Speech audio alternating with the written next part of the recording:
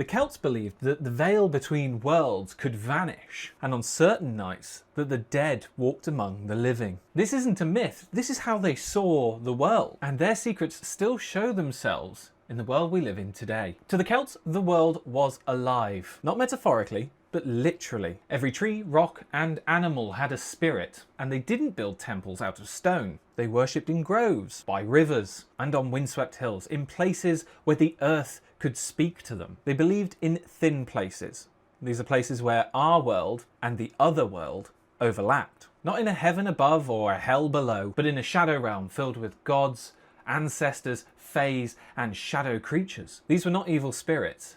These were forces to respect, honour, and sometimes fear. The Druids were the elite, not just religious leaders, but philosophers, judges, doctors, and astronomers. They were trained in silence and memory. Their knowledge was never written down because spoken word held more power. They memorized thousands of verses, law codes, herbal remedies, origin myths. They read the stars and understood the turning of the year. The Romans feared them deeply. Caesar claimed that they practiced human sacrifice, burning victims in a giant wicker man. But historians still debate whether that is true or just propaganda to justify a genocide. Celtic art also wasn't decorative. It was a spiritual code. Spirals meant life and flow. The endless knots represented eternity, the endless cycle of birth, death, and rebirth. They believed in triplicity.